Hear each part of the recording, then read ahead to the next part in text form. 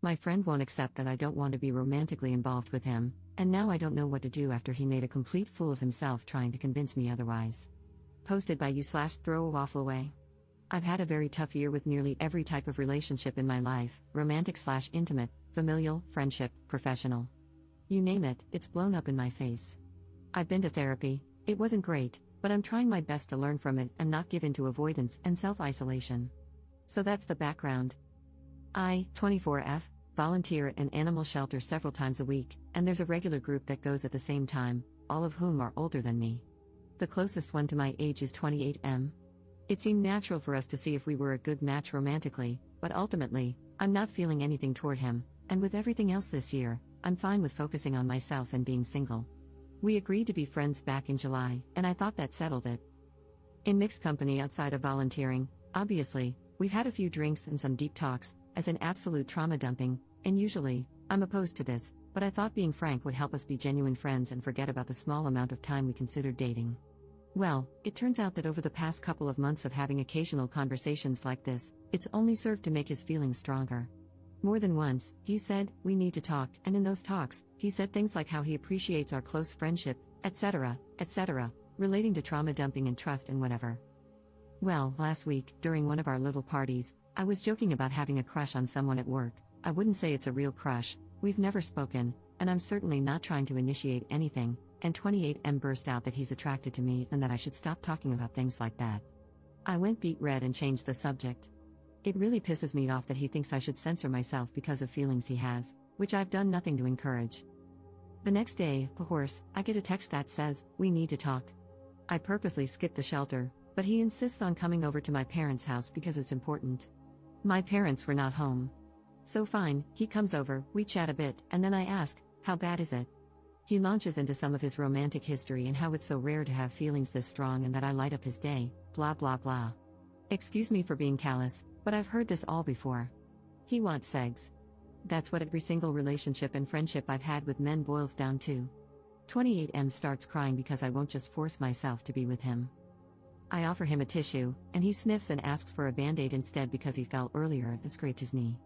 Oh my god, it probably sounds like I'm shaming him for being unmanly, but honestly, I don't care about gender. If anyone came to my house crying because they've known me for 3 months and started begging me to get over myself and F them, and then asked for a band-aid for the smallest scratch I've ever seen, I think they were pathetic. My reaction to this situation is universal, I assure you.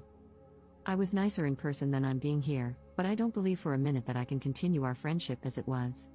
Knowing he's this desperate to get me in bed and literally willing to grovel for it, I can't find an ounce of respect for him anymore, and having been around desperate men before, I don't trust him or feel safe. He's latched onto one of my favorite hobbies, crochet, weird, right, and is trying to make plans incorporating that, but crochet is my favorite way to clear my mind alone. It's pretty obvious that despite everything I've said to him, he's betting on patience and ingratiating himself to me by asking me to teach him and make things together. He's playing the long game to get his willy wet. I don't want to have to stop volunteering here to get away from him, and what I learned in therapy encourages me to get past this to maintain the friendship. Am I insane for being this skeptical of his true intentions?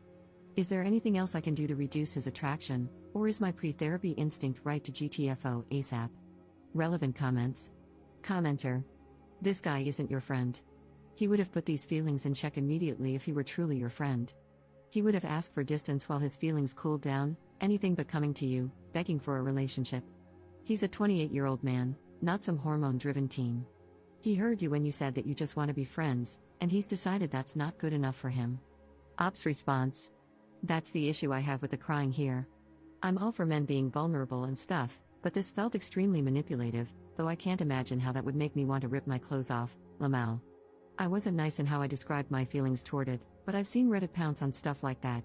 Sure enough, a couple of comments came through, and I'm pretty heated that one of my first attempts at friendship again ended up the exact same way, all about waiting for me to give in.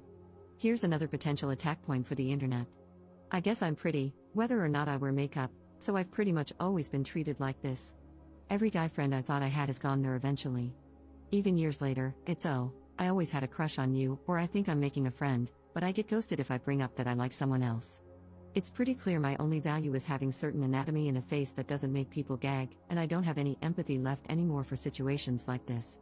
He never specifically said he wanted to F me, just be with him, but I can't see any possibility that he means me as a human and not a sex doll after dozens and dozens of experiences. Commenter. Interesting, I thought therapy was usually helpful in setting boundaries.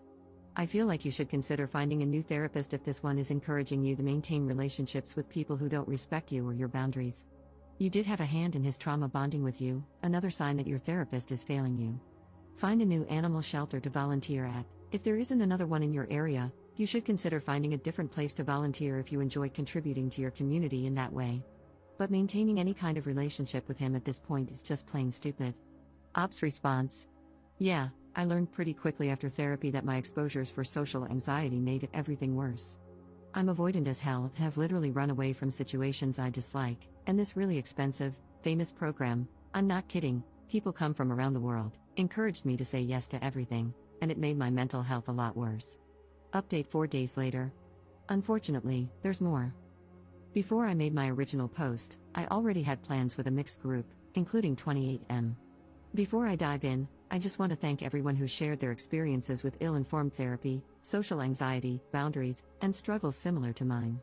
I wish I were in a place where I could trust my gut without outside input, but at least there are kind, encouraging people out there. Unfortunately, the other people canceled, not on purpose, things just fell apart on their end, and I ended up being alone with 28M. It was okay.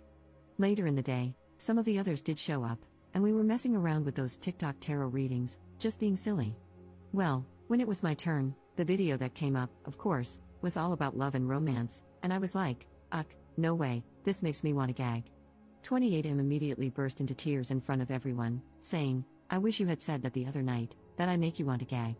To be fair, there were some shots of booze involved before this, but still. I generally had a good day and wanted to keep the vibe, so I basically had to talk him down, also in front of everyone. Then, once everyone left, he pulled me aside, shocker, huh, and I had to reiterate again that the stupid TikTok thing is literally just TikTok. My reaction was not about him, and I had to defend my entire position in life again. Then he asked if he could prove himself by helping me study for university so he wouldn't make a scene anymore. I said I wasn't sure, but obviously, I'm not going to do that. It's hard enough to focus on school without a weepy baby having tantrums next to me, probably checking me out when I'm not looking. So, it's sad and it sucks because I have to change my whole routine now. I managed to find some other volunteer shifts that work with my schedule, but it's down to just 1 day a week. I told the coordinator why and asked if my new schedule could be kept private, if possible. They agreed to take me off the email list and just keep track of when I'm coming in. I feel bad complicating her job and ditching the other volunteers, but at least I still get to see the animals I've grown attached to. I alluded to this being a pattern in my life in my previous post and comments, but truly, this guy takes the cake. He really believes that every single thing I say revolves around him, like he takes up space in my head. Well, he does, but in a negative way.